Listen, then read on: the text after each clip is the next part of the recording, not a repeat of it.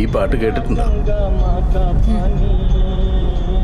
മഹാത്മാഗാന്ധി വെടിയേറ്റ് മരിച്ച് ദിവസങ്ങൾക്കുള്ളിൽ ചിട്ടപ്പെടുത്തിയതാണ് ഈ പാട്ട്. ഇത് പാടുമ്പോൾ മുഹമ്മദ് റാഫിക്ക് വെറും 24 വയസ്സാണ് പ്രായം. അന്ന് ഈ പാട്ട് കേട്ട് ജവഹർലാൽ നെഹ്റു പൊട്ടിക്കരഞ്ഞിട്ടുണ്ട്. സർ, നമ്മളിപ്പോൾ പോകുന്നത് ജാമിയ മിലിയയിലേക്കല്ലേ? യെസ്. വലിയൊരു പോരാട്ടത്തിൻ്റെ ചരിത്രമുള്ള യൂണിവേഴ്സിറ്റിയാണ് ഈ ജാമിയ മിലിയ. പണ്ട് സ്വാതന്ത്ര്യ സമരകാലത്ത് ബ്രിട്ടീഷുകാർ ചില മുസ്ലിം പണ്ഡിതന്മാരെ കയ്യിലെടുത്തു. സമുദായത്തിന് കൊളോണിയൽ വിദ്യാഭ്യാസം നൽകാനാണെന്ന് പറഞ്ഞ് കുറേ വിദ്യാഭ്യാസ സ്ഥാപനങ്ങളും അനുവദിച്ചു കൊടുത്തു.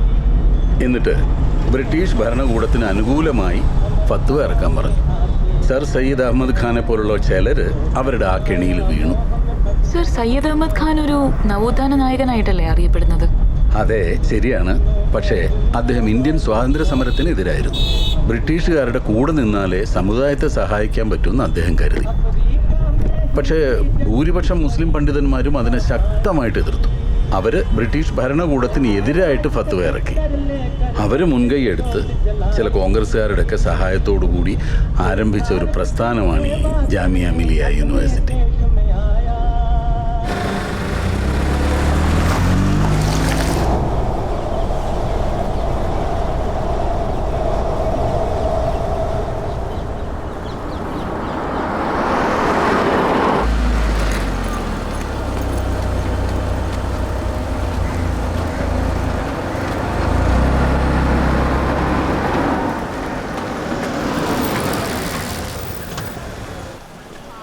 ഇത് പൊളിക്കാൻ ബ്രിട്ടീഷുകാർ കുറേ ശ്രമിച്ചതാ. അന്ന് ഗാന്ധിജിയും മറ്റു ചില നേതാക്കന്മാരും ഒക്കെ ചേർന്ന് പിരിവെടുത്താണ് ഈ സ്ഥാപനം നിലനിർത്തിയത്. സെക്യുലർ സ്വഭാവമുള്ള ഒരു തലമുറയെ സൃഷ്ടിക്കുന്നതിൽ ഇന്ന് ജാമിയ മിലിയ വഹിക്കുന്ന പങ്ക് വളരെ വലുതാണ്.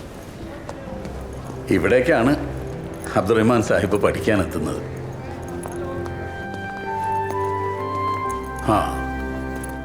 ഇതായിരുന്നു ഈ ഹോസ്റ്റലിൽ അബ്ദുറഹ്മാൻ സാഹിബ് ഉപയോഗിച്ചിരുന്ന മുറി.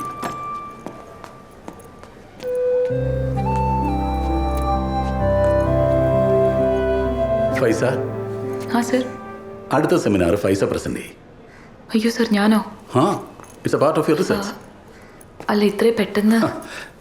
നീ അക്ഷരങ്ങൾ പഠിച്ചു തുടങ്ങിയപ്പോൾ തൊട്ട് തുടങ്ങിയ റിസർച്ച് അല്ലേ? ഇത്രയും സമയം പോരെ? സർ, കളി. I M serious. അടുത്ത ആഴ്ച തുൽസയില്ലേ? തുൽസേന്റെ ബ്രദറിന്റെ മാരേജ് ആണ്. അപ്പൊ അത് കഴിഞ്ഞു. അതൊക്കെ കഴിഞ്ഞു വന്നിട്ട് മതി. Okay sir. Okay, come. Okay guys, tickets confirmed. अच्छा, कब का है? 10:30 PM. Okay. തുൽസേന്റെ ബ്രദറിന് എന്തെങ്കിലും ഗിഫ്റ്റ് മേടിക്കണ്ടേ നമ്മള്? യോ, അതൊക്കെ വേണോ? അതൊക്കെ വേണം. പിന്നെ ആണോ? चलो बाहर जाके कुछ खरीद करेंगे. നമുക്കിപ്പോ തന്നെ പോയി വാങ്ങിച്ചാലോ? സമയമുണ്ടല്ലോ ഇപ്പോ. പോവാം. പോകുന്നവരൊക്കെ പോക്കോ. ഞാനില്ല, എനിക്ക് റെസ്റ്റ് എടുക്കണം. നാളെ തൊട്ട് നോമ്പ് തുടങ്ങാളതാ. നാളെ മുതൽ ഏത് നോമ്പ്? എടാ വരാൻ മടിയാണെങ്കിൽ അത് പറഞ്ഞാൽ പോരെ. എടാ മടിയുടെ അല്ലടാ, പുറത്ത് പോയി എനിക്ക് പുറത്തു നിന്ന് ഫുഡ് കഴിക്കണം. നിങ്ങളുടെ കയ്യിലാണെങ്കിൽ 5 പൈസയും ഇല്ല. അല്ല, എന്റെ കോമഡി ഫ്ലോപ്പ് ആയിരിക്കും. ഒന്ന് അങ്ങോട്ട് നോക്കിയേ. ഒരു ഉഗ്രം കോമഡി പറഞ്ഞാ. എന്താ ഫോൺ എടുക്കാത്ത? എത്ര നേരം എന്നെ വിളിക്കുന്നത്? ഹാരിസ് ഖാദ്, ഫോൺ ഞാൻ ഹോസ്റ്റലിൽ വെച്ച് മറന്നുപോയി. എന്ത് പറ്റി? എന്താ അവിടെ? ഞാൻ ഒന്ന് പുറത്തു പോയി വെച്ചിട്ടാ. അത് ഹാരിസ് ഖാൻ, നമ്മളെല്ലാവരും ഇപ്പൊ ഒന്ന് പുറത്തു പോകാൻ നിൽക്കുകയാണ്. അതുകൊണ്ട് വരാൻ പറ്റില്ല. നമ്മളാ? ഏത് നമ്മള്? ഞങ്ങളൊക്കെ. എടോ, തന്റെ കെട്ടിലങ്ങാടിയല്ല, ഡൽഹിയാണ്. 6ാമത്തെ നാടാണ്. കാര്യവീടുള്ള ഒരാൾ കൂടെ വേണം. എന്നാലേ ഇവരുടെ കൂടെ ഒറ്റക്ക് പോകണ്ട, ഞാനും കൂടെ വരാം. അയ്യോ, അതെങ്ങനെയാ ഹാരിസ് ഖാൻ? നമ്മളെല്ലാരും കുറെ പേരുണ്ട്. അതിന്റെ കൂടെ ഹാരിസ് ഖാൻ എങ്ങനെയാപ്പോ? അല്ല, ഞാൻ വരാം. എന്തായാലും ഒറ്റക്ക് വരെ പോകണ്ട. അതിനെന്താണ് പൈസ? ഹാരിസ്ക്ക് കൂടാന്നോട്ടെ. അല്ല ഹാരിസ്ക്കാ, ഇജ്ജ് വന്നേ. അല്ല അമ്മലെ, നമ്മൾ ഫുഡ് കഴിച്ചിട്ട് ഷോപ്പിംഗ് ചെയ്യാനാണോ അതോ ഷോപ്പിംഗ് കഴിഞ്ഞിട്ട് ഫുഡ് കഴിക്കാനാണോ തീരുമാനിച്ചത്? ആദ്യം പറഞ്ഞാൽ മതി. അതെ അല്ലേ? അപ്പൊ നമുക്ക് ഫുഡ് കഴിച്ചിട്ട് ഷോപ്പ് ചെയ്യാം അല്ലേ? ഇജ്ജ് വന്ന് വെറുതെ വർത്താനം പറഞ്ഞു വിട്ടൂട്. നടന്നോ? ചലോ चलो.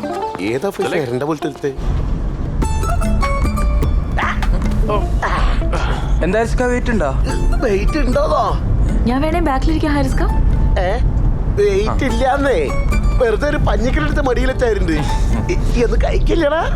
അത് പറഞ്ഞപ്പോളാ എല്ലാവരോടും കൂടിയിട്ട് എനിക്കൊരു കാര്യം പറയാനുണ്ട്. ഇന്ന് നമ്മൾ എന്ത് കഴിക്കണം, എവിടെ നിന്ന് കഴിക്കണം എന്നൊക്കെ തീരുമാനിക്കാനുള്ള പൂർണ്ണ ഉത്തരവാദിത്വം നമ്മുടെ സ്വന്തം ആർട്ടിക്കുള്ളതാണ്. അതിൽ ആരും ഇടപെടണ്ട. അത് ഞാൻ അനുവദിക്കുന്നതല്ല. എന്താ ആരിസ്ക? അല്ല ആരിസ്കയുടെ അത്ര ഡൽഹി ഞങ്ങൾക്ക് വലിയ പരിചയമില്ലാത്തോണ്ടാട്ടോ.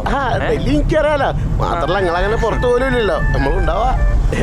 ഞങ്ങൾ ഇടയ്ക്ക് എപ്പോഴും പോകാറുണ്ട് ഇങ്ങനെ. ആരിസ്ക ആദ്യമായിട്ടൊന്ന് മാത്രം. പൈസ കയറാൻ പറ്റില്ലാവില്ലല്ലോ അല്ലേ? പൈസ ഇല്ലാണ്ട് ഞങ്ങൾ എവിടെയെങ്കിലും പോവോ? അതെന്താ ഒന്നും അറിയാത്ത പോലെ. കിടക്കല്ലേ, അവിടെ ഇരിക്കണ കള്ള. वैसे ऐसा भी हो सकता है. खाना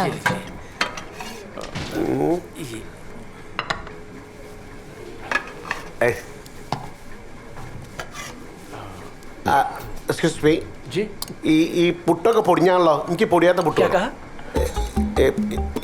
പുട്ട് പൊടിഞ്ച് ഹോത്താ ഹൈ. അതായത് അണ്ണാച്ചി അല്ല പറഞ്ഞോടത്ത് ये टूटा है, इनको टूटा नहीं चाहिए. ഞാൻ നോക്കണേ. പുട്ട് ഓക്കെ,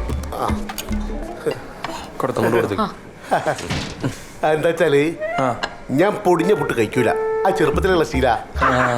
പൈസ അറിയാലോ. അതെ അതെ, ഇവരുടെ നാട്ടിലൊക്കെ നേരിട്ട് അണ്ണാക്കിലേക്ക് പുട്ടും കുറ്റിയും തള്ളി കൊടുക്കാറാണ് പതിവ്. അതാണ്. വലിയ വർത്താനം പറയരുത്. ഈ ഒരു ഇതിപ്പോ എന്തായാലും നമ്മൾ പൊടിച്ചിട്ടല്ലേ കഴിക്കുന്നത്. അയച്ചിട്ട് മോനെ നമ്മൾ ചോറ് എങ്ങനെ കഴിക്കല്ലേ? കുഴച്ചിട്ടല്ലേ? സപ്ലയർ കുഴച്ചുകൊണ്ട് തരലാണോ? അത് ശരിയാ. അല്ല ഞാൻ इसके साथ खा लो. ഈ എന്നോട് സംസാരിക്കാൻ തരില്ലേ? ഈ പുട്ട് കഴിച്ചിട്ട് പൊയ്ക്കോ. ഞാൻ പൊടിയാത്ത പുട്ടെന്നാലേ കഴിക്കൂ.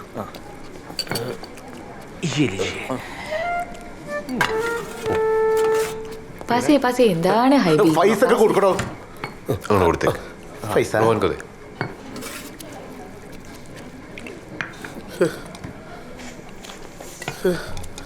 അതിന്റെ അയ്യോ ഇത് പൊടിഞ്ഞതല്ലേ? പൊടിഞ്ഞല്ലേ? ഹാരിസ്ക്ക, അത് കുഴപ്പമില്ല, ഇടക്ക് പൊടിഞ്ഞും കഴിക്കാം. ഓരോ പുട്ടുകുറ്റിന്റെ കംപ്ലൈന്റ് ആയിരിക്കും. നമ്മൾ ഓരോ അടയ്ക്ക് അങ്ങനെ പറഞ്ഞുകൂടല്ലോ. എടാ ചിക്കനടെ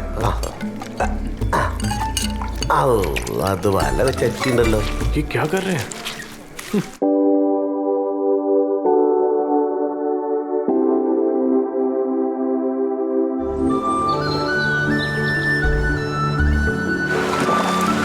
अरे सुनो तो. घर जाके नहा लूंगा सुबह. നമ്മളെ തണുപ്പുണ്ടാ? ചെറുതായിട്ട്. तुम जाके देखो ना. അവിടെ പോയി തൊട്ടിട്ട് വാ, അക്കനെ തൊട്ടിട്ട് വാ. ഭംഗിയാണല്ലേ ഈ സ്ഥലം. ഞാൻ ആലോചിക്കുന്ന എന്താ അറിയോ, നമ്മുടെ തുൾസയില്ലേ, ഇത്ര ദൂരത്തുനിന്നല്ലേ പഠിക്കാൻ യൂണിവേഴ്സിറ്റിയിലേക്ക് വരുന്നത്? തുളസിയുടെ വീട്ടിൽ പോകാൻ നമുക്കൊരു ട്രാക്ടറെങ്കിലും കിട്ടിയില്ലേ? ഞങ്ങൾ റോഹിൻ്റെ വീട്ടിൽ പോയപ്പോൾ ഏകദേശം ഒരു 3 മണിക്കൂർ നടന്നു അവിടത്തെ.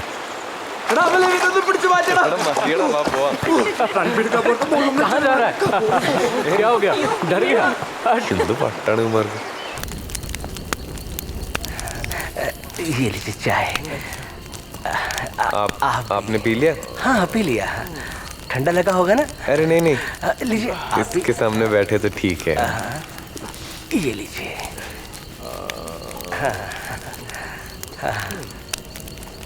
Thank you. Okay okay.